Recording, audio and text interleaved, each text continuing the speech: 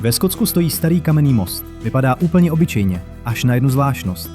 Už desítky let z něj na jednom jediném místě skáčou psy, ze stejného rohu do 15metrové hloubky. Dlouho se tomu říkalo nadpřirozená záhada, ukázalo se ale, že odpověď je mnohem obyčejnější. Most u zámku Overtown nedaleko skotského Dumbartonu byl postaven roku 1895. Klene se přes zalesněnou Rockley a z jeho hrany je to dolů na skály nějakých 15 metrů. A teď ty opakující se situace, kvůli kterým z toho lidé udělali tajuplný příběh.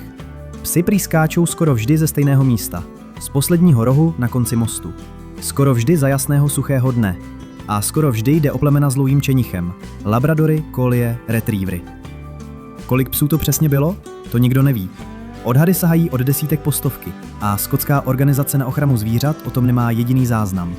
Ale že se to čas od času děje, na tom se shodnou místní i pejskaři. Jako první se do toho pořádně pustil zvířecí behaviorista David Sands.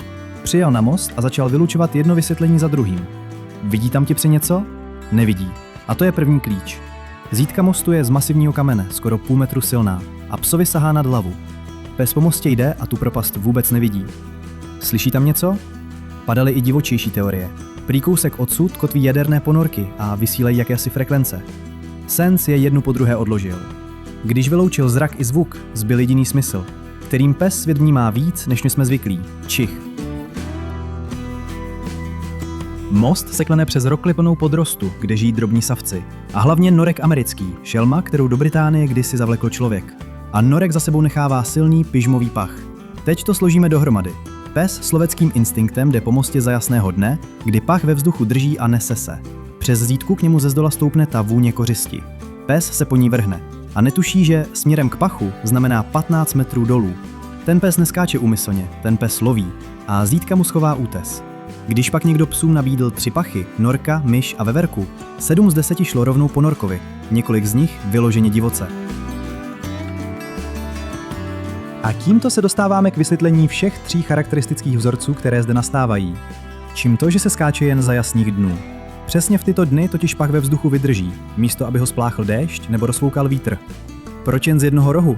Ten roh je na konci mostu nejblíž k Rockley, tam, kde je pach nejsilnější. Proč hlavně dlouhonosá plemena? Protože tito psi jsou stavění k tomu, aby šli za čenichem. 3 nejzáhadnější detaily mají to nejobyčejnější vysvětlení. Obyčejný pach.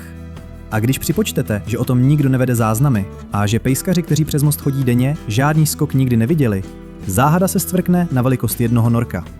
Každý, kdo má doma psa, to ostatně zná. Jakmile pes chytí stopu, svět kolem přestane existovat.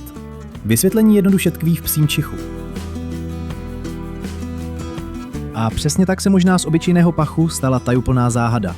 Jedním převyprávěním za druhým až z mostu u Dumbartonu byl most psích sebevražd.